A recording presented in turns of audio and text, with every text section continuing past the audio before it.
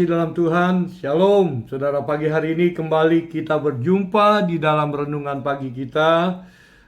Saya berharap biarlah setiap kita terus ada di dalam rencananya Tuhan.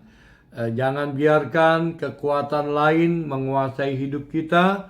Dan biarlah kasih setia Tuhan terus ada dalam hidup kita. Kadangkala dalam hidup kita ini ada hal-hal yang sebetulnya tidak penting untuk kita lakukan. Namun saudara, oleh karena satu hal kita melakukan sesuatu yang tidak penting dalam hidup kita, dan ketika kita lakukan akhirnya menimbulkan sesuatu yang tidak mengenakan dalam hidup kita.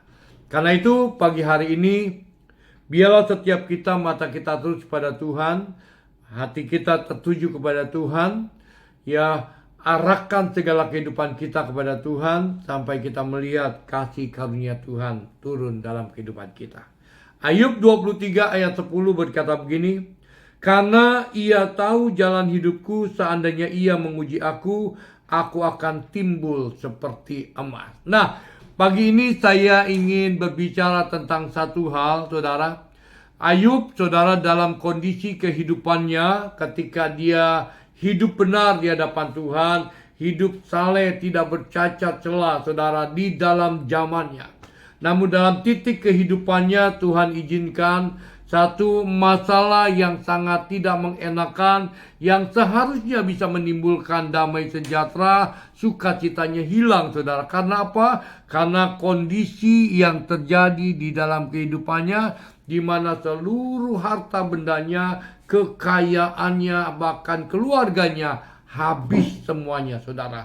Dan itu semuanya diizinkan oleh Tuhan terjadi dalam hidupnya. Dan di ayat ini dia berkata, saudara, bahwa Tuhan tahu segala jalan hidup dia.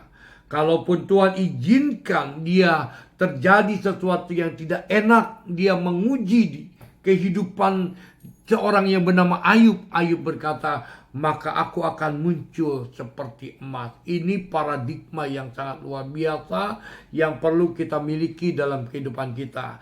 Jangan jadi orang Kristen yang cengeng. Baru saja masalah-masalah yang sepele langsung marah sama Tuhan. Baru saja goncangan-goncangan, riakan-riakan kecil yang Tuhan izinkan terjadi dalam hidup kita, langsung kita ancam Tuhan.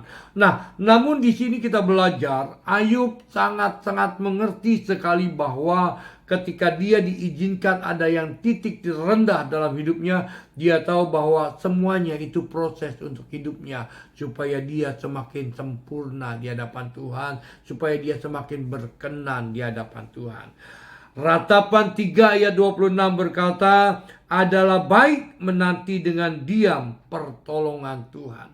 Jadi hari ini, saudara, kalau engkau ada dalam titik yang terendah, engkau sedang digoncangkan, ada riak-riak kecil dalam hidupmu dan membuat damai sejahteramu hilang, tetaplah nantikan Tuhan, tetaplah percaya bahwa semuanya proses itu untuk mendatangkan kebaikan. Sekali lagi, tujuannya untuk mendatangkan kebaikan. Selamat pagi, Tuhan memberkati kita semua.